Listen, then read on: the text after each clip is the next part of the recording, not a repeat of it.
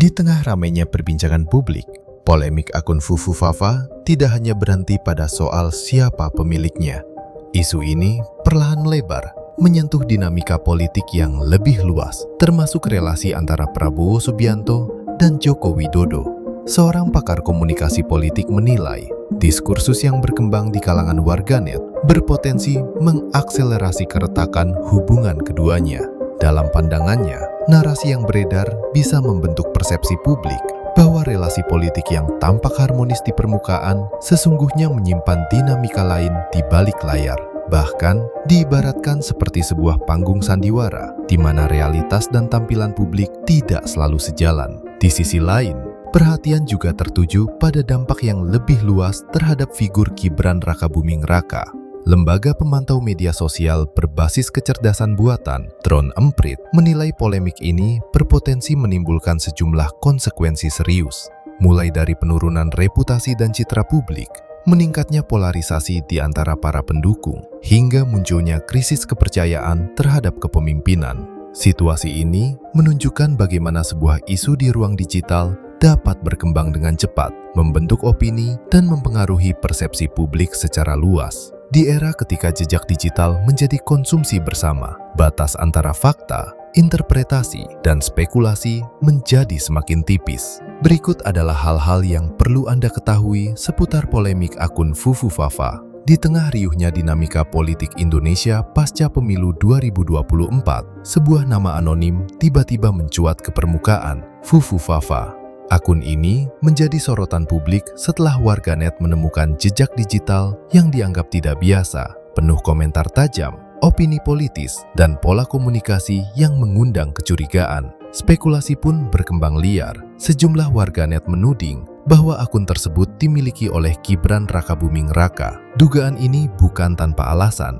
Analisis digital yang dilakukan secara kolektif oleh netizen menemukan adanya keterkaitan antara isi unggahan dengan kehidupan pribadi, aktivitas, hingga perjalanan politik Gibran. Beberapa kata kunci, gaya bahasa, hingga konteks waktu dianggap terlalu kebetulan untuk diabaikan. Namun, apa yang sebenarnya diunggah oleh akun ini? Fufu Fafa dikenal aktif dalam diskusi politik, khususnya pada periode pemilihan presiden 2014 dan 2019. Yang menarik, sejumlah komentar dari akun ini terkesan menyudutkan Prabowo Subianto, sosok yang di kemudian hari justru menjadi pasangan politik Gibran dalam Pilpres 2024. Kontras ini memicu pertanyaan publik, apakah ini sekedar dinamika opini pribadi atau ada cerita yang lebih dalam? Seiring meningkatnya perhatian publik, klarifikasi pun muncul. Gibran secara tegas membantah tudingan tersebut. Ia menyatakan bahwa akun itu bukan miliknya, dan meminta agar pihak media maupun publik menanyakan langsung kepada pemilik asli akun tersebut. Pernyataan ini kemudian diperkuat oleh pemerintah melalui Budi Aris Setiadi, yang saat itu menjabat sebagai Menteri Komunikasi dan Informatika. Ia juga menyampaikan bahwa tidak ada bukti resmi yang mengaitkan akun tersebut dengan Gibran. Namun, alih-alih mereda, misteri justru semakin dalam. Di tengah proses investigasi digital oleh warganet, akun Fufu Fafa terpantau melakukan langkah yang memicu kecurigaan baru. Ribuan postingan lama dihapus secara massal dari platform Kaskus. Tindakan ini dianggap oleh sebagian pihak sebagai upaya menghilangkan jejak, meskipun tidak ada konfirmasi resmi mengenai alasan di balik penghapusan tersebut. Kini, Fufu Fafa bukan sekedar akun anonim. Ia telah menjelma menjadi simbol dari era baru, di mana jejak digital bisa menjadi alat investigasi publik, namun juga membuka ruang spekulasi yang tak selalu dapat diverifikasi. Di antara fakta, asumsi, dan opini, satu hal yang pasti, kebenaran masih berada di wilayah abu-abu. Kini, mari kita sejenak meninggalkan polemik Fufu Fafa dan menatap ke depan. Dengan mempertimbangkan dinamika politik saat ini, muncul pertanyaan, apakah isu seperti Fufu Fafa berpotensi menjadi faktor yang berpengaruh, bahkan berbahaya, dalam kontestasi politik menuju 2029? Namun dalam kondisi ini, kita akan melihat bagaimana kedewasaan politik Gibran dibangun dan akan menjadi seseorang yang berbahaya di tahun 2029. Di tengah suhu politik yang belum sepenuhnya dingin pasca pemilu 2024, satu hal mulai terlihat jelas.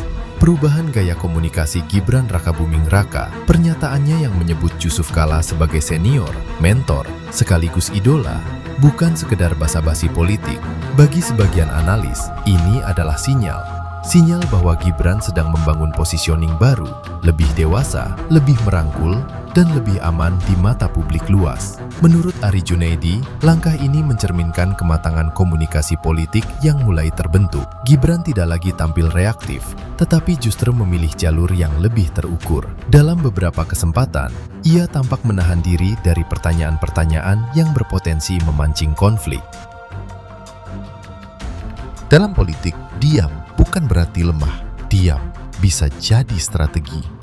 Alih-alih masuk ke pusaran polemik yang sedang panas, Gibran justru mengambil posisi di atas konflik. Ia tidak terpancing, tidak memperkeruh suasana, dan memilih narasi yang lebih menenangkan. Dalam konteks komunikasi politik, ini sering disebut sebagai upaya mengendalikan framing, bukan mengikuti arus, tetapi mengarahkannya. Namun, strategi ini tidak berdiri di ruang kosong. Di saat yang sama, masyarakat sedang menghadapi tekanan ekonomi, kenaikan harga BBM non-subsidi, LPG, hingga kebutuhan sehari-hari yang ikut terdampak dinamika geopolitik global. Dalam situasi seperti ini, publik cenderung sensitif terhadap isu politik yang gaduh, dan Gibran tampaknya membaca itu. Alih-alih menambah kebisingan, ia justru mencoba meredamnya. Jika ditarik ke ranah teori, pendekatan ini menarik. Ari Junaidi mengaitkannya dengan konsep spiral of silence dari Elisabeth Noel Neumann. Teori ini menjelaskan bagaimana opini publik bisa didominasi oleh suara mayoritas, sementara suara lain memilih diam karena tekanan sosial. Dalam konteks ini, Gibran justru mencoba membalik pola tersebut, bukan ikut tenggelam dalam dominasi opini yang berkembang, termasuk isu-isu yang menyasar dirinya dan keluarganya, tetapi perlahan memecahnya dengan pendekatan yang lebih tenang, santun, dan konsisten. Pertanyaannya sekarang, apakah ini tanda kematangan politik atau strategi jangka panjang menuju 2029? Karena dalam politik, cara berbicara hari ini seringkali menentukan posisi besok. Namun, cerita ini belum selesai. Jika kita tarik lebih jauh ke depan menuju 2029, maka pola komunikasi yang sedang dibangun hari ini bukan lagi sekedar respons situasional. Ini mulai terlihat seperti fondasi untuk pertarungan politik berikutnya. Gaya tenang yang ditunjukkan Gibran Rakabuming Raka bisa dibaca sebagai upaya repositioning dari figur yang sebelumnya kerap dipersepsikan instan menjadi sosok yang lebih matang, terukur, dan siap memimpin dalam skala lebih besar. Tapi disinilah tantangannya. Dalam politik, persepsi bisa dibangun dengan cepat, namun juga bisa runtuh dalam sekejap. Isu-isu seperti polemik akun anonim, dinamika hubungan elit, hingga tekanan ekonomi nasional akan terus menjadi variabel yang tidak bisa dihindari.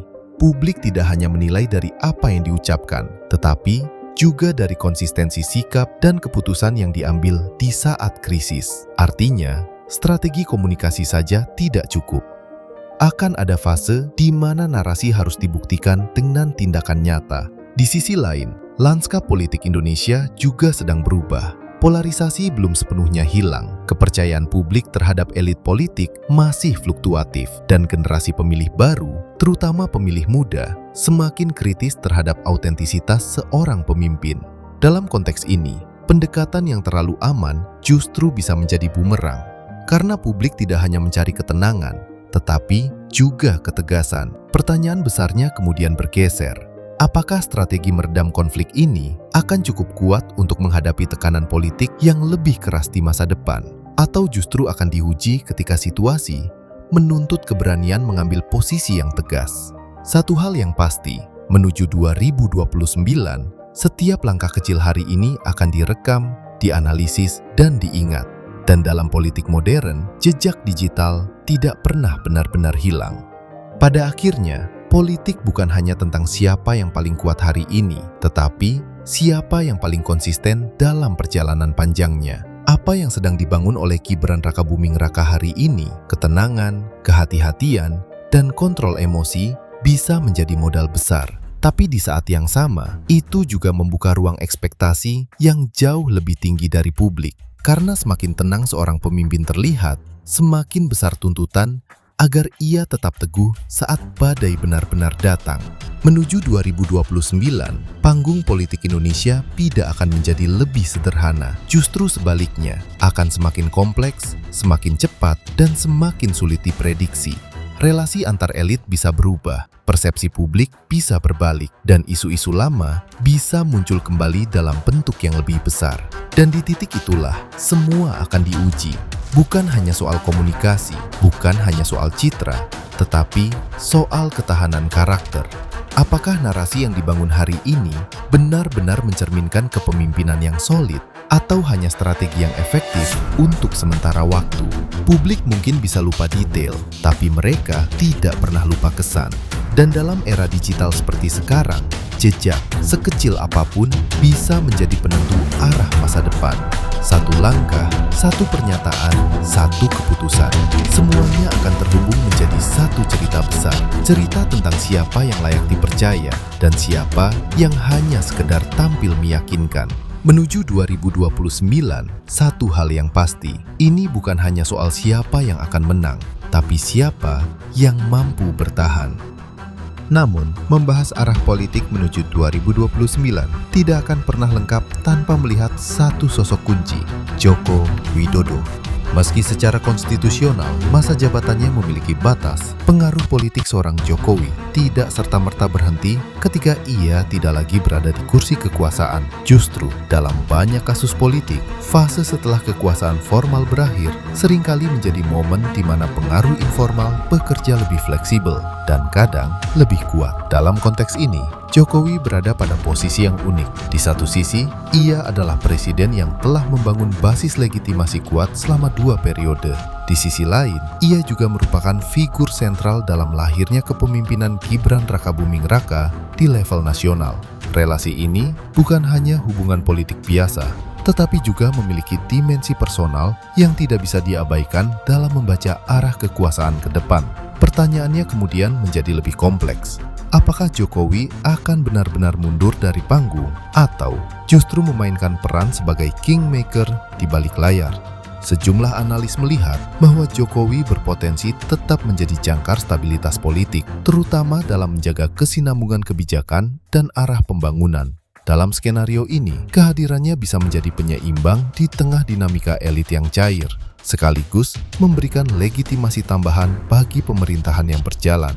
Namun, ada juga pembacaan lain yang lebih kritis. Keterlibatan Jokowi yang terlalu kuat justru bisa memunculkan persepsi adanya bayang-bayang kekuasaan, di mana keputusan politik tidak sepenuhnya berdiri independen, melainkan masih terhubung dengan figur lama. Dalam politik modern, persepsi seperti ini bisa menjadi pedang bermata dua. Di satu sisi, memberikan rasa aman. Di sisi lain, memicu keraguan terhadap kemandirian kepemimpinan baru. Disinilah posisi Gibran menjadi sangat krusial. Jika ia terlalu dekat dengan bayang-bayang Jokowi, maka narasi tentang pemimpin mandiri bisa melemah. Namun, jika ia mengambil jarak terlalu cepat, risiko kehilangan dukungan politik dari jaringan yang telah dibangun juga tidak kecil. Artinya, yang dibutuhkan bukan sekedar kedekatan atau jarak, tetapi keseimbangan. Dan Jokowi, dengan pengalaman politiknya, sangat mungkin memahami dinamika ini. Ia bisa memilih untuk tampil sebagai mentor yang memberi ruang, bukan pengendali yang mendominasi. Peran seperti ini, jika dimainkan dengan tepat, justru akan memperkuat legitimasi Gibran sebagai pemimpin yang tumbuh secara organik, bukan sekedar perpanjangan tangan. Namun, politik tidak pernah berjalan dalam satu skenario tunggal. Faktor eksternal seperti kondisi ekonomi, tekanan geopolitik, hingga dinamika internal koalisi akan sangat menentukan bagaimana peran Jokowi berkembang. Dalam situasi krisis misalnya, publik bisa saja kembali mencari figur yang dianggap berpengalaman, dan di titik itu, Jokowi berpotensi kembali menjadi referensi utama. Selain itu, tidak bisa diabaikan bahwa jaringan politik dan birokrasi yang terbentuk selama 1 dekade kepemimpinannya masih memiliki pengaruh signifikan.